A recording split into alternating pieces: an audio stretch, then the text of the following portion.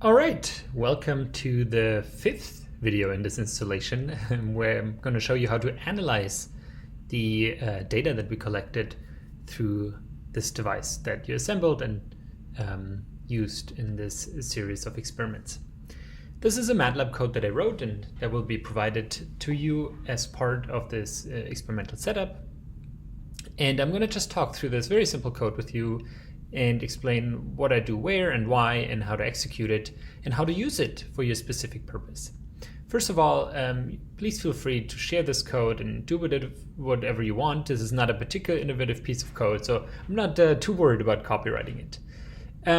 As you see, we start out by clearing our workspace and closing all potentially still open windows, as well as clearing our screen.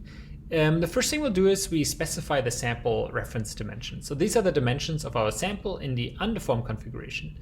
In our particular case, our sample width in the sort of homogeneous dog bone region was 10 millimeters, and our reference thickness was 0.38 millimeters. I measured this with a caliper as well as a thickness gauge. And importantly, the units here are in millimeters. We're going to operate with forces in Newton, and therefore our stresses will be reported in megapascals. In the next section, here we're going to load our raw data. Importantly here, our force array is essentially just the number of ball bearings that we used during our experiment multiplied by 8.35 grams, which is the weight of each ball bearing. So we're going to get an array of forces that start with 0. And then we're going to enter our strain data. So these are the median or average or mean strains that we derived from DIC. As I showed you in video 4, we used the DIC code NCore. So hopefully you took note of these or noted them down in an Excel sheet. And then we're going to calculate stretch from the strain. Importantly, when you export the strain or when you visualize the strain in NCore, make sure that you show the Green-Lagrange strain and not the Almansi strain, in which case you may have to adjust the code. In the next section, we're actually going to convert the forces to stresses. As a first step, we're going to convert grams into newtons, and then we're going to calculate the nominal stress as our force divided by our reference area. Very importantly, this is not Cauchy stress, but our nominal stress, the second Piola-Kirchhoff stress, because we're not going to take into account that our cross-sectional area changes as it deforms. And then lastly, through this transformation, which I encourage you to read up on in either our paper that we recently published, I'm going to reference this here a little more clearly in this subfunction here, but also in really excellent work by Holzapfel and Ogden and many others, where this formula comes from, but essentially multiplying by stretch compensates for the contraction of your cross-section area during the deformation. Next, we're going to set up parameters for the material models that we may want to fit. So I pre-programmed the Neo-Hookean, the Mooney-Rivlin, the Yeo, and the Ogden. And I chose these because A, they're famous models for rubbers and soft tissues, and each represents actually a sort of different level of complexity with 1, 2, 3, or 4 parameters. And very importantly, in the derivations of the underlying mechanics or the solution to the boundary value problem of uniaxial extension, I treated the material as incompressible and the lateral boundaries to be traction-free. Again, the paper we're referencing here will go into the details of that. Next, we're going to set up initial guesses for our least squares parameter fit. You see that these are set up for the respective models with 1, 2, 3, or 4 parameters. And these are somewhat arbitrary. So these are our initial guesses. These are our lower limits. So we're going to solve a constraint problem. And these are our upper limits. Please feel free to play around with them, although the lower limit should not be below 0 for these material parameters. Next, we're actually going to start doing the analysis. So first of all, you may want to choose a model that you want to fit. So here you can set n equal to 1, 2, 3, or 4, depending on which model you want to fit. And as a first go around, we're going to just plot our raw data as we entered it in a stress strain plot. I'm going to have us actually sort of walk through this code by a button press, which is what this line here calls for. And then next, we're going to do the actual parameter identification. So here we're setting the algorithm parameters for the least squares nonlinear fit function in MATLAB. These options you can play around with a little bit. I've used this function quite extensively in the past, so I kind of know good parameters here, but please feel free to Google or use the help function in MATLAB to understand what they do and why I may have set them to where they are. Next, we're going to define a objective function, a function handle, and the reason is that we can pass in the parameter of which model we want to use. And then finally, we call the actual optimization function, which is LSQ non-lin. We hand over the handle, our objective function.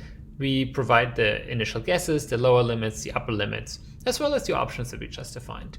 And when we actually run the code, there will be a sort of evolution of our error be displayed. And once we're done, we can sort of inspect that and then move on by pressing a button again. And then we're going to plot our results. I have two plots. In one plot, we show the Cauchy stress, the raw data that you saw earlier already, or will be seeing earlier, as well as our fit, depending on which function we used.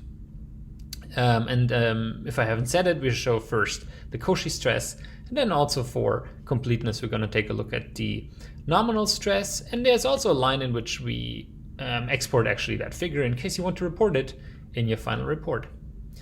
This, if I go to the folder in which from which I will be executing this code, I'm going to delete this here real quick. These were remained here from the previous run. There's three functions. Our main function that we just looked at, an objective function as well as an evaluation function. So I open these up here.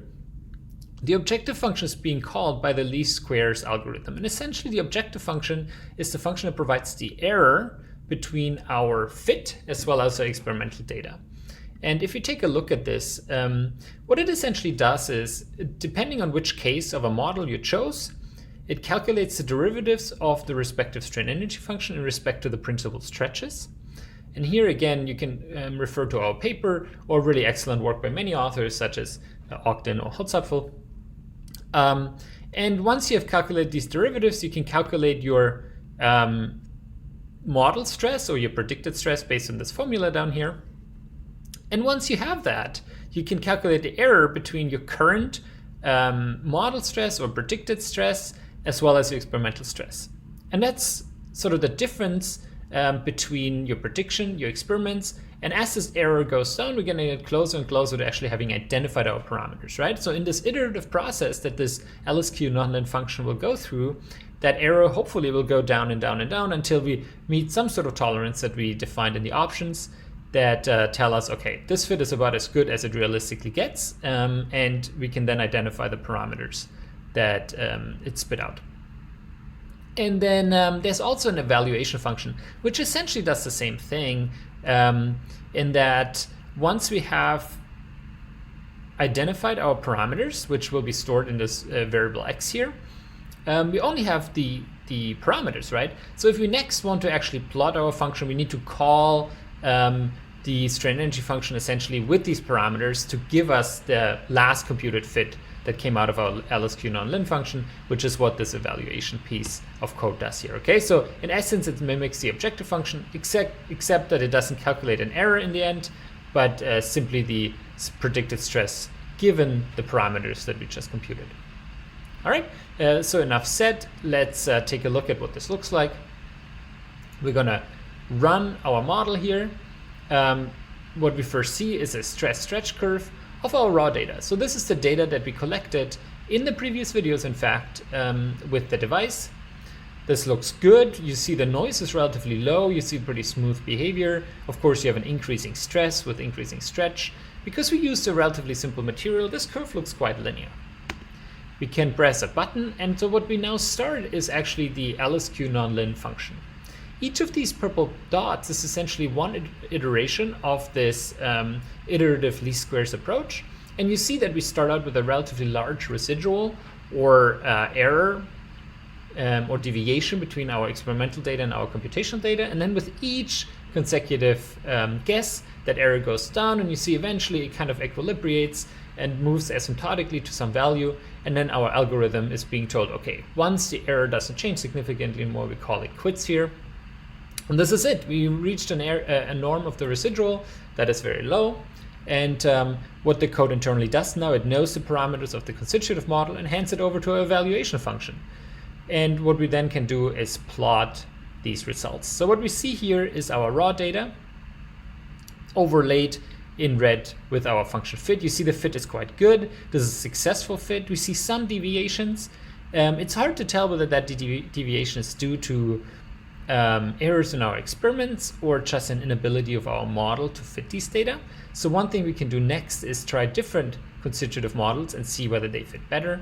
And as I said, we look both at the Cauchy stress as well as the nominal stress. So I can click the button again and I see the nominal stress. The nominal stress, of course, deviates from the Cauchy stress in that the nominal stress is calculated as the force divided by the reference area rather than the deformed area, which is how the Cauchy stress is calculated.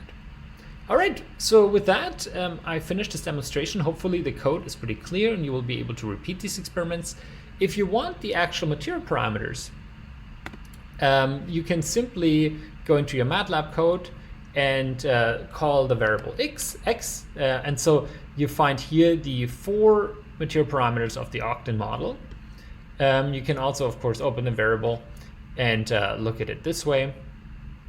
If you do wonder about the actual strain energy function or the particular form of the Ogden model, again, I refer you to the paper that I'm referencing right here that lists in a table all the particular strain energy functions, and therefore you can also derive the meaning of these 4 parameters that you just identified for the Ogden model.